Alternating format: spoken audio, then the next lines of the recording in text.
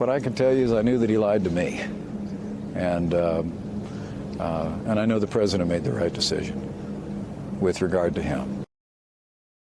The president has talked about bringing him back into the administration. Is that fine with you? I think General Michael Flynn is an American patriot, and he served this country with great distinction in uniform, and now I believe the decision by the Justice Department lays bare what was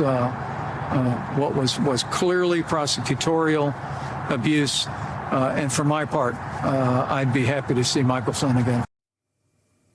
Because you like working with people who lie to you all the time, I guess. You know, there is it's very that. interesting. I would like somebody to ask the Vice President of the United States sometimes, because they're convincing themselves and all of Trump's anti-Trump supporters who will desperately say anything to keep their subscription rates up, are all talking about how the FBI somehow did Michael Flynn wrong, who lied to the FBI about meeting a Russian contact.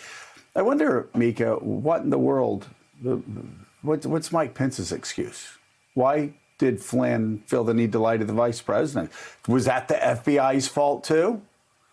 When he didn't get enough cream and sugar in his coffee, was that the FBI's fault? I mean, seriously, this is laughable. Do we have that clip? I want to see that Mike Pence clip again at some point. The one that we just rolled? The one that we rolled, yeah, the first part of it, where Mike Pence said, it's painful. He lied. He lied to me, and he lied to the president, and he lied to the FBI, and yes, he should be gone. Here, take a look. This is Mike Pence talking about a guy who he's now celebrating coming back to the White House.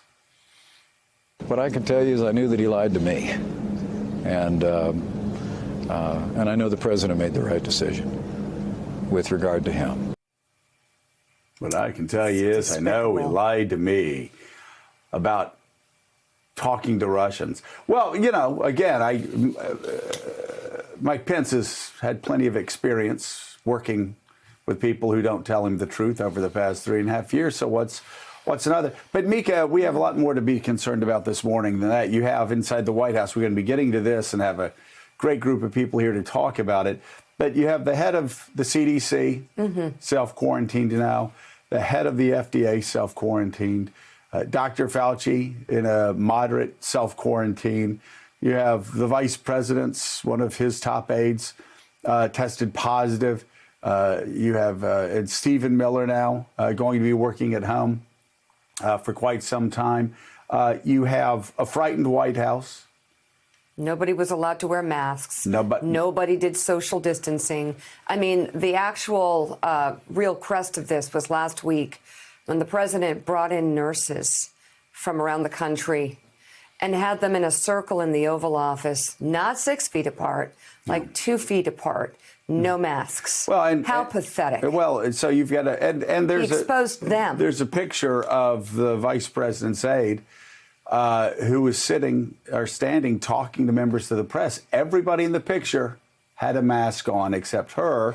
She, of course, is the one who tested positive. But you have a White House who we had members who went on yesterday who admitted they're scared to be working in that environment, scared to be going to the White House and working in that environment. You have 80,000 Americans dead now. We've crossed the 80,000 threshold. You have Depression-era unemployment. And what did the president do again this weekend? The president went on did rage tweeting just like he did last weekend, spewing out conspiracy theories, spewing out attacks against members of the media, spewing out just attacks against all comers. And he looked, many people were commenting last night, and I really don't know, Mika, how Republicans in the United States Senate, Republicans in the United States House don't just admit the truth, that this man is unmatched for this moment, that he's unmoored. All you have to do is look at his Twitter feed, again, in the middle of the worst crisis since World War II, and that he's unfit to be president of the United States at this time. And how Republicans could continue to sit back while the death count goes from 10 to 20 to 40 to 50 to 60 to 80,000 as quickly as it does, and continue to let this man allow people to run die on unencumbered, they have got to demand at least some level of competence inside the White House. Thanks for checking out MSNBC on YouTube, and make sure you subscribe to stay up to date on the day's biggest stories. And you can click on any of the videos around us to watch more from Morning Joe and MSNBC. Thanks so much for watching.